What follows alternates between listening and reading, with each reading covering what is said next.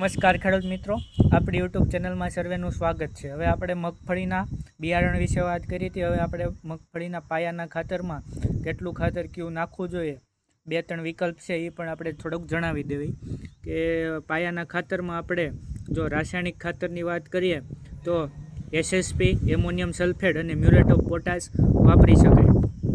આપણે એસએસપીની વિગે વાત કરીએ તો 25 કિલો જેવું વાપરી શકાય, એમોનિયમ સલ્ફેટ 10 કિલો જેવું અને મ્યુરેટ ઓફ પોટાશ 14 કિલો જેવું વાપરી શકાય। અન્ય ખાતરની સરખામણીમાં આપણે આ ખાતરનું એટલે આપણે સિલેક્ટ કર્યા કે એસએસપીમાં 12% જેવું સલ્ફર પણ આવતું હોય છે।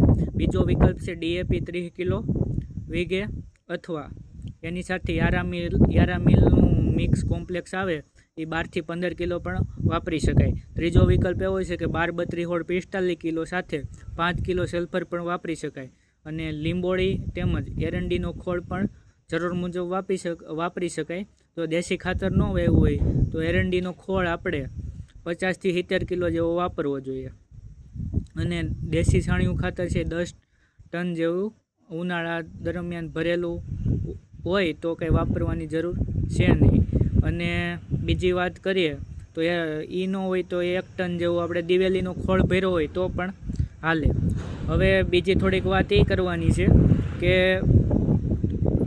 મગફળી વાવતી વખતે ધ્યાન રાખવા જેવી બાબત, અત્યારે તાપમાન 40 થી 45% જેવું સેલ્સિયસ જેવું 40-42 સેલ્સિયસ જેવું પડતું હોય તો વાવતી વખતે જમીનમાં ફૂલ સૂકી હોય એટલે એકવાર આમ શું કહેવાય પાણી પાઈ દીધેલું હોય પછી વાવવું જોઈએ, કારણ કે થોડુંક એનું ટેમ્પરેચર નીચે આવે। નકર કોરામાં વાવી તો અત્યારે દાણો બફાઈ જતો હોય છે અને ઉગાવો ઓછો આવતો હોય છે।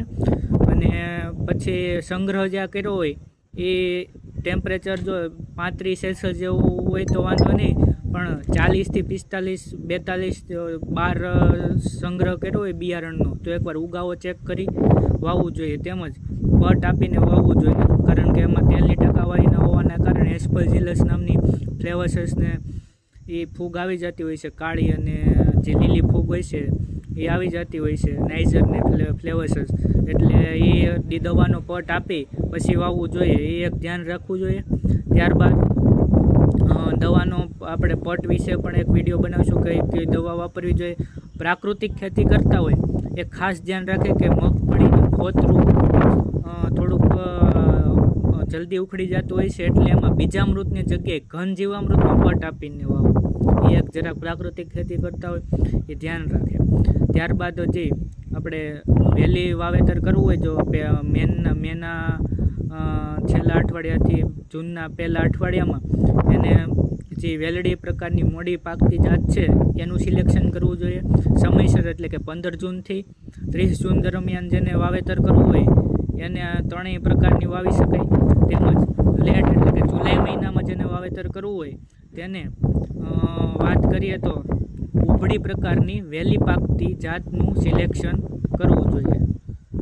બસ આટલું। અને આપણે પટનું થોડુંક કાલ છે એ જરાક પટનો વિડીયો બનાવી દેવું કે કઈ દવા પટમાં વપરાય, કઈ સ્ટાન્ડર્ડ દવા છે એ, તેમજ પ્રાકૃતિક ખેતી કરે અને ખાસ ધ્યાન રાખવું જે ઘન જીવામૃતનું જ પટ આપવો, બીજામૃતનો ન આપવો, કારણ કે એની ચામડી ઉખડી જવાથી ઉગાવો ઘટી શકે છે।